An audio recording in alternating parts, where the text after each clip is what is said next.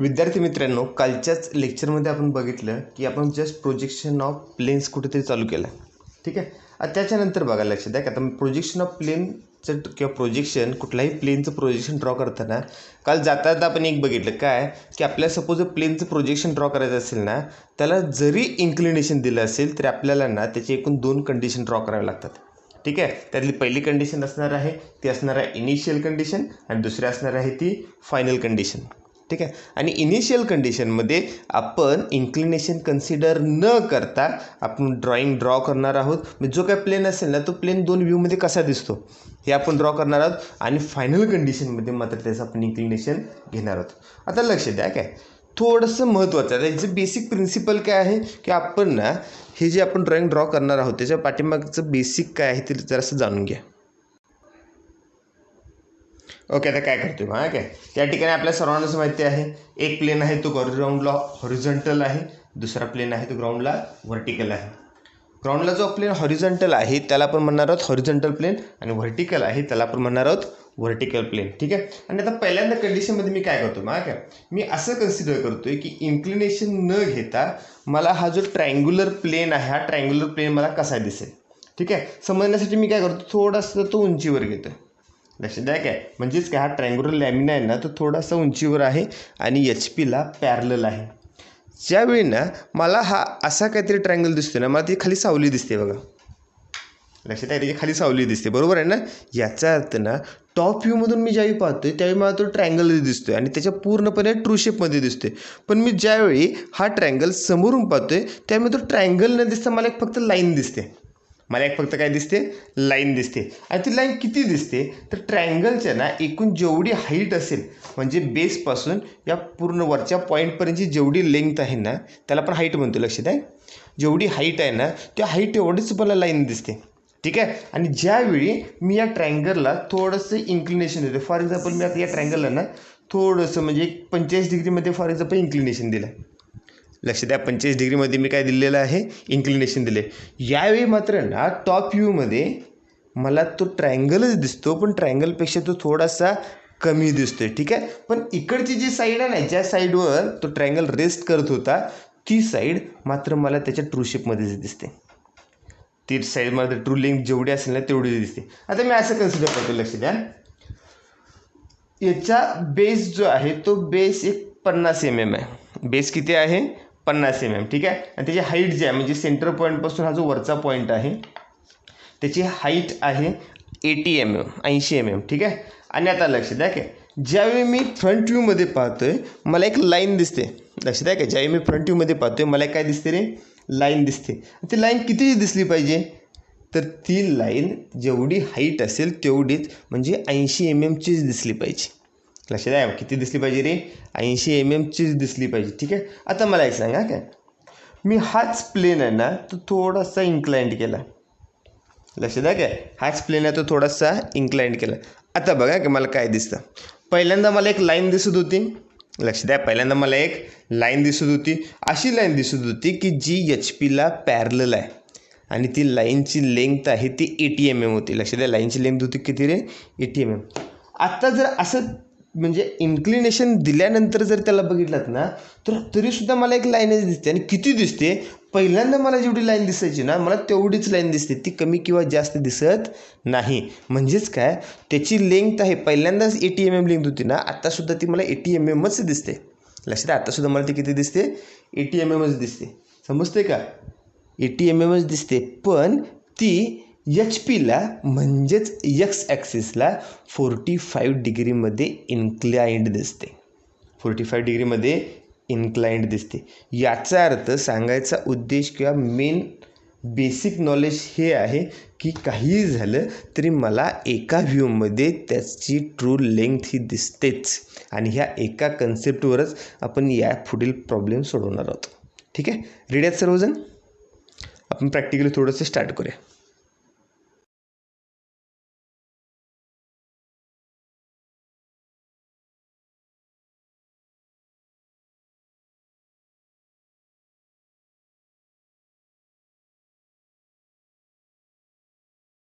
विद्यार्थी मित्रांनो आताच आपण एक प्रॉब्लेम बघितला ना जो तुमच्या स्क्रीनवर आला होता तो प्रॉब्लेम परत एकदा वाचून दाखवतो. लक्ष द्या. A thin plate in the shape of an isosceles triangle has a base 50 mm and altitude 75 mm. याचा अर्थ आपल्याला एक ट्रायंग्युलर लॅमिना किंवा ट्रायंग्युलर प्लेट दिलेली आहे की ज्याचा बेस आहे तो 50 mm आहे आणि हाईट आहे ती किती आहे, लक्ष द्या, हाईट आहे ती किती आहे तर अल्टिट्यूड म्हणजे height 75 mm. Draw it's projections when the base is in HP, when the base is in HP with its surface perpendicular to VP and inclined at 45 degree to HP. याचा अर्थ मला काय काय दिलं बघा. काय मला पहिल्यांदा मी काहीतरी कंडिशन्स इथे लिहितो लक्षात आहे काय. म्हणजे प्लेट आहे ती कशी आहे रे, मला एक प्लेट दिलेली आहे ती ट्रायंग्युलर आहे जी इकडं लक्षात द्या बेस आहे तो 50 आहे आणि हाईट आहे ती किती आहे रे 75 mm. बेस आहे तो 50 mm आहे आणि हाईट आहे ती किती आहे 75 mm आहे. ठीक आहे. आता या केसमध्ये लक्ष द्या काय सेकंड त्यांनी काय सांगितलेलं आहे की बेस आहे तो HP मध्ये पाहिजे, HP ला परपेंडिक्युलर पाहिजे आणि VPला inclined at 45 degree to HP पाहिजे. लक्ष द्या काय. आता या केसमध्ये मी अगोदरच सुद्धा सांगितलं लक्ष द्या आपल्याला एकूण ना 2 कंडिशन काढाव्या लागतात. एक आहे ती इनिशियल कंडिशन की ज्याच्यामध्ये मी इन्क्लिनेशन कन्सिडर न करता मी ड्रॉ करतो. ठीक आहे. आणि दुसरी आहे ती फायनल कंडिशन ज्याच्यामध्ये मी इन्क्लिनेशन ड्रॉ करणार. ठीक आहे. आता या प्रत्येक वेळेला लक्षात द्या की आपण काहीतरी रेफरन्स घेतोय आणि मॅक्झिमम वेळेला ॲज अ रेफरन्स म्हणून मी जी लाईन घेणार आहे ती लाईन असणार आहे आपली एक्स ॲक्सिस. लक्षात द्या आपण एक लाईन ड्रॉ करणार, ती लाईन कोणती असणार आहे रे एक्स ॲक्सिस. ठीक आहे. आता एक्स ॲक्सिस घेतल्यानंतर बेस आहे 50 mm कुठं आहे रे HP वर आहे. याचा अर्थ ना HP मध्ये मला एक हा पॉईंट दिसलाच पाहिजे. बरं तो VPच्या समोर किती आहे ते काय आपल्याला काहीच दिलेलं नाही आहे त्यामुळे आपण तो अंदाजे किती घेऊ शकतो. मी काय करतो बघा काय मी पहिल्यांदा त्याचा ट्रू शेप काढण्यासाठी मी एक थिन लाईन घेतली आणि त्याच्यावर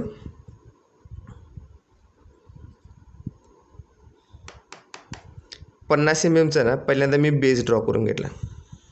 लक्षात द्या का 50 mm मी काय करून घेतला रे बेस ड्रॉ करून घेतला. ठीक आहे. आता 50 mm बेस झाल्यानंतर मला अल्टिट्यूड ड्रॉ करायचे आहे. अल्टिट्यूड मला माहिती आहे आयसोस्केलस ट्रायंगल आहे याचा आता सेंटरलाच असणार त्यामुळं 25 mm वर मी एक पॉईंट घेतला, एक थिन लाईन ड्रॉ करून घेतली आणि याच्यावर मी 80 mm माप घेतो आहे.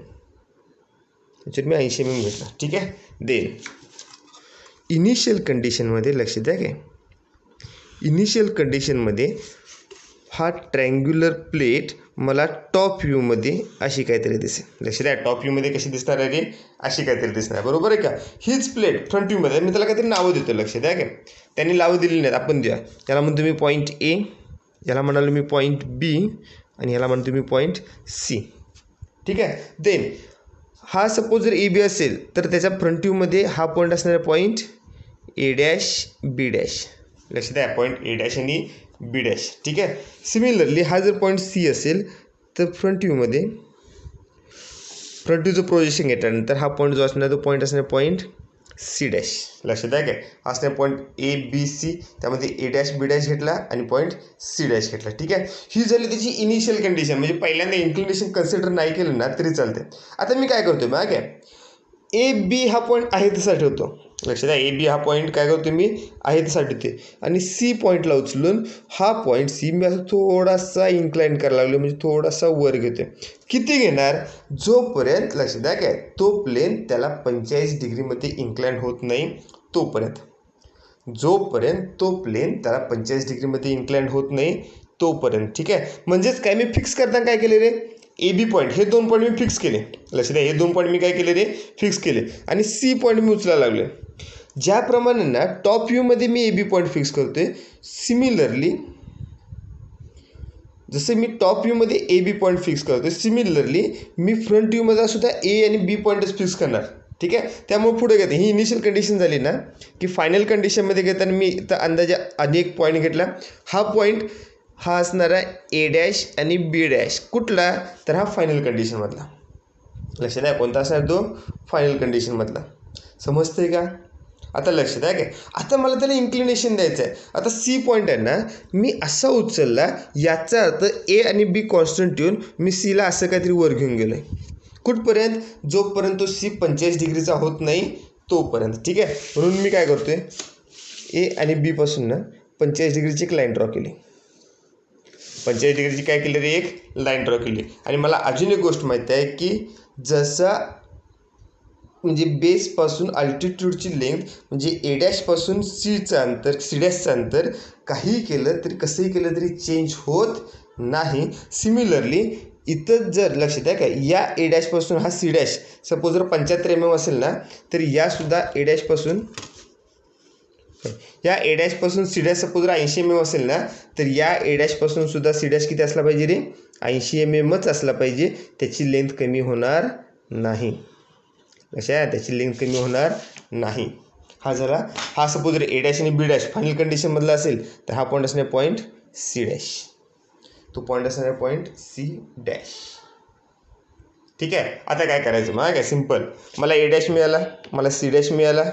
ठीक आहे. मी काय करतो मग काय, ए डॅशचं फायनल ए डॅशचं प्रोजेक्शन मी सरळ खाली घेतलं. ठीक आहे. आणि ए पॉईंटचं प्रोजेक्शन मी सरळ असं काहीतरी नेलं. ठीक आहे. ज्या ठिकाणी क्रॉस होईल त्या ठिकाणी असणार पॉईंट ए, फायनल ए. ठीक आहे.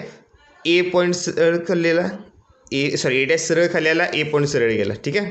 देन बी डॅशचं प्रोजेक्शन मी सरळ खाली आणतोय आणि बी पॉईंट आहे तो इथून त्याचं प्रोजेक्शन सरळ नेलं. या ठिकाणी जो पॉईंट मिळाला तो असणारा पॉईंट बी डॅश. समजते का. आणि शेवटला काय करा, हा ए आणि बी जोडून टाका. तर बी डॅश नाही, बी असणार आहे फक्त. ठीक आहे. सिमिलरली हा सी पॉईंट आहे, सी पॉईंटचं प्रोजेक्शन सरळ खाली घेऊन या. लक्षात आहे, सी पॉईंटचं प्रोजेक्शन सरळ खाली घेऊन या. आणि हा जो सी पॉईंट आहे तो सरळ जाईल. ज्या ठिकाणी क्रॉस होईल त्या ठिकाणी पॉईंट असणारे माझं पॉईंट सी. समजते का.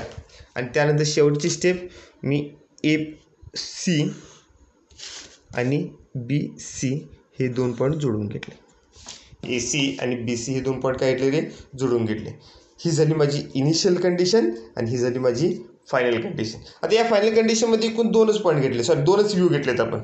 ठीक आहे. आपण अजून एक व्ह्यू त्याच्यामध्ये ॲड करू शकतोय. मी काय करतोय लक्ष द्या,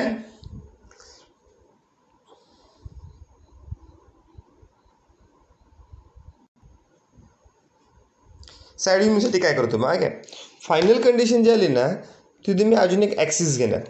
तो ॲक्सिस असणार आहे ॲक्सिस वाय.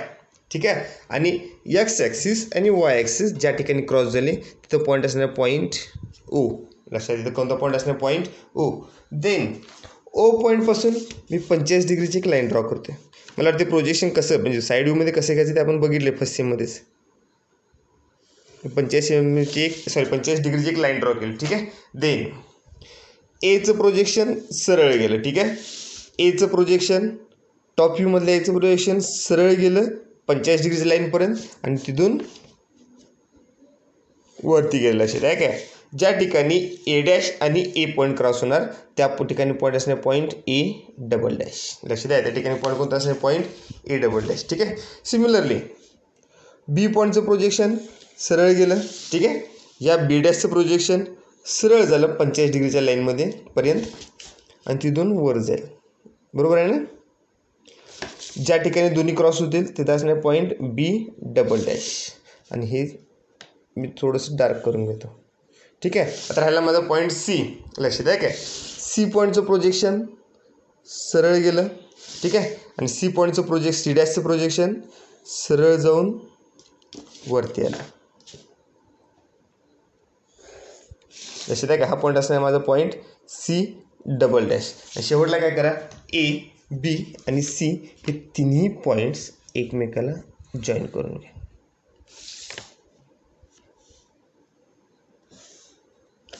ठीक आहे. लक्ष द्या काय, पहिल्यांदा मी इनिशियल कंडिशन ड्रॉ केली होती, आता ही झाली त्याची फायनल कंडिशन. हा झाला फायनल कंडिशनमधला टॉप व्ह्यू, हा झाला फ्रंट व्ह्यू आणि हा झाला त्याचा साईड व्ह्यू. या प्रकारे आपण प्रोजेक्शन ऑफ प्लेन्स चॅप्टर बघणार आहोत. फक्त एक गोष्ट लक्षात ठेवा यामध्ये काय, जो एक व्ह्यू आहे म्हणजेच काय, ज्या व्ह्यूमध्ये त्याची लेंथ मला परफेक्ट म्हणजे ट्रू शेपमध्ये दिसते ती लेंथ काही झालं तरी चेंज होत नाही. लक्षात आहे काय, मी तर हा ए पॉईंट सपोज कॉन्स्टंट ठेवला आणि सी पॉईंट आहे ना तो कितीही डिग्रीमध्ये सपोज जरी मी फिरवला तरी ए पासून सी पर्यंतचं डिस्टन्स हे चेंज होणार नाही. मग 45 डिग्री असू देत, 30 असू दे, 60 असू दे, एकच गोष्ट लक्षात ठेवा, ते जे डिस्टन्स आहे ते चेंज होत नाही. आणि ह्या एकाच प्रिन्सिपलवर आपण हे सर्व प्रॉब्लेम सोडवणार आहोत. ठीक आहे. याच्या सारखाच ना, लक्षात आहे की आज पहिलं लेक्चर होतं याचं, त्यामुळे मी जास्त 2-3 प्रॉब्लेम घेत नाही, पण याच्यासारखेच ना 1-2 प्रॉब्लेम तुम्हाला होमवर्कसाठी देते. ठीक आहे. ते सॉल्व करा आणि मला त्याचे गुगल फॉर्ममध्ये किंवा व्हॉट्सअपवर पाठवून द्या. ठीक आहे. थँक्यू.